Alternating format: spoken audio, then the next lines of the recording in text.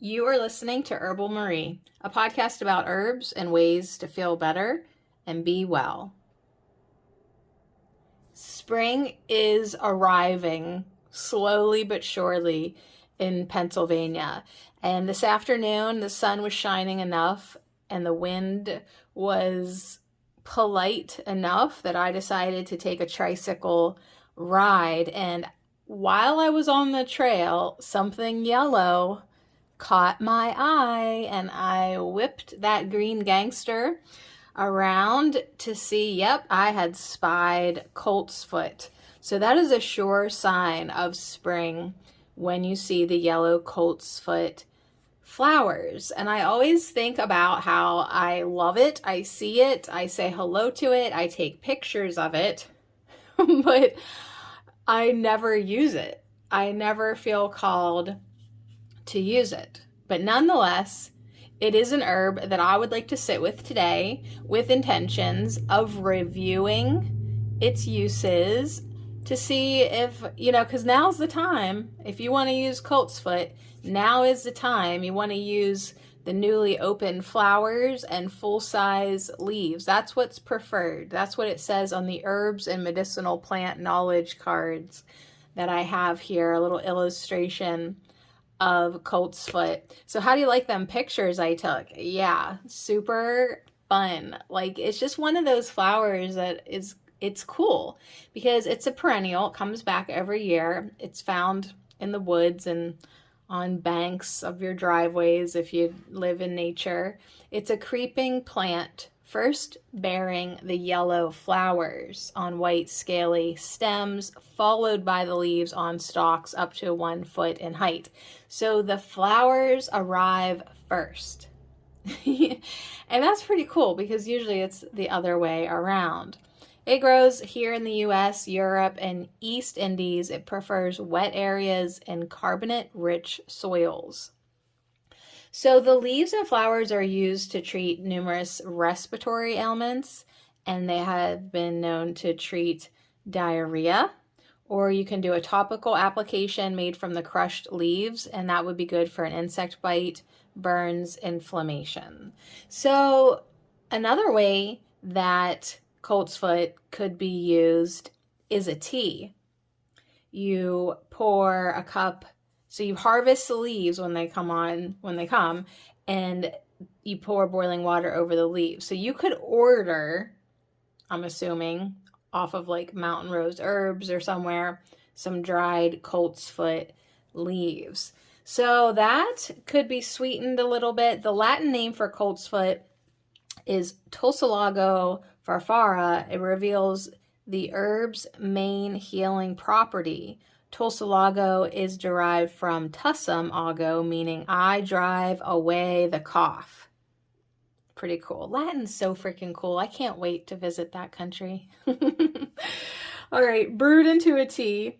I can't let go of that joke. Brewed into a tea, the leaves of the plant are historically used for coughs. It's making me want to cough, so I can try it. So in the Middle Ages, a little when signs showing the herb hung above apothecary shop, that's when coltsfoot gained a reputation in Europe as a reliable remedy for all respiratory problems. This medicinal action is due largely to the mucilage of the leaves, which soothingly coats respiratory passages. However, experts in the United States today question the safety of using coltsfoot, as research has indicated that it may cause liver damage.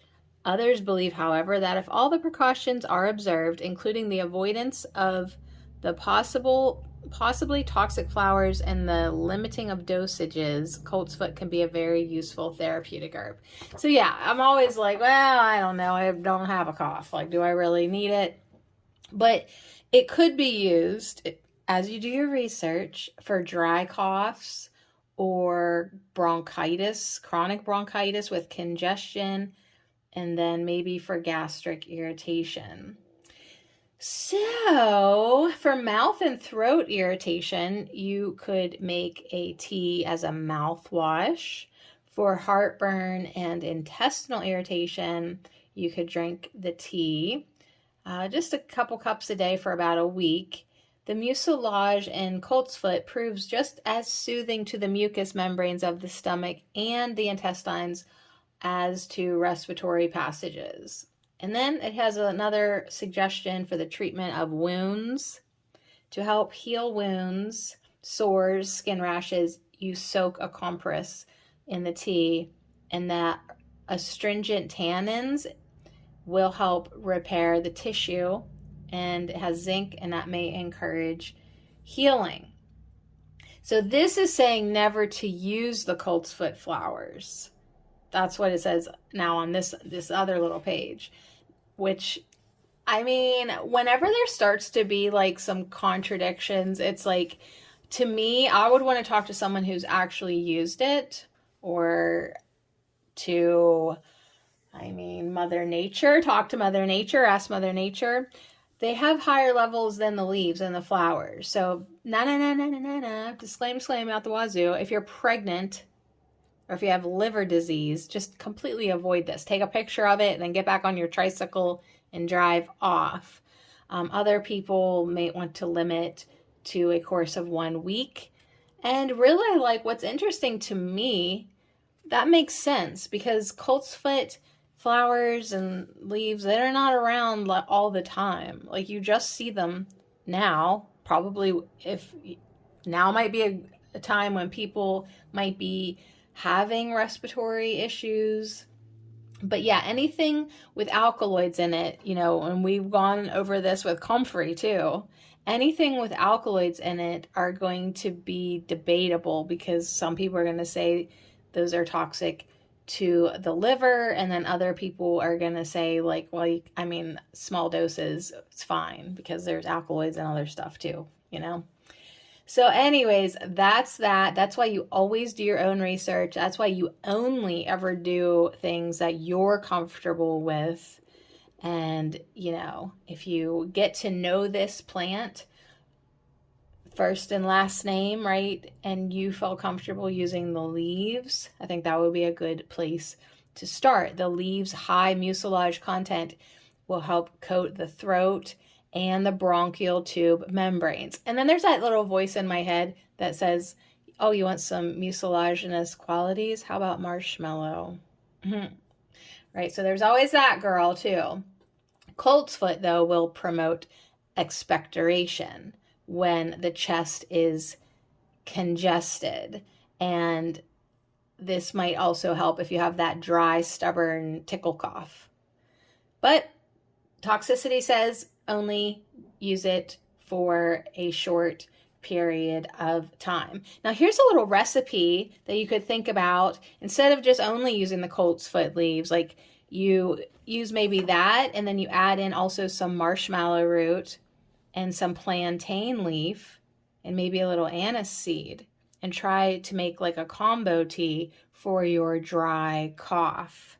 So that could be something. You could pair coltsfoot leaves up with licorice root, lemon balm, and chamomile if you're looking for the gastric irritation remedy. And the chronic bronchitis with congestion, you'd want to do something maybe perhaps to the extent of pairing up coltsfoot leaves with some common mallow leaves, some licorice root, and lavender blossoms. There's lots of different combinations of herbs that you can make delicious and healing teas. Yeah. But anyways, I love taking pictures of this today. It made me so excited to see it. I love that it blooms before the leaves develop. I mean, hey, why not? Why not? They always appear early in the spring, and then the heart-shaped leaves, which resemble a colt's hoof print, will follow when the blossoms go to seed. So to me, like, this is an invitation from our herbal ally that, to me personally, says, get to know me better. Keep on riding by me. Keep on getting off that tricycle and seeing how I develop. See how my leaves will follow. And it might not even kind of look like the leaves are attached to the same flower stalk. So yeah, this is definitely one plant that is interesting to get to know. Okay, I'm going to end our little chat with something that I printed out from the Herb Oracle podcast, RIP, but it was the Coltsfoot affirmations. So thinking about how cool Coltsfoot is, its message to us today, some Coltsfoot affirmations. I breathe in life. I breathe in life. I open into the now moment. I open into the now moment. I let go of cherished outcomes and accept my present experience. I let go of cherished outcomes and accept my present experience. I focus on my current state and feel a true sense of presence. I focus on my current state and I feel a true sense of presence. I flow with joy and peace. I flow with joy and peace. So as you take herbal remedies, pair it up with some affirmative declarations and really start to feel better and be well.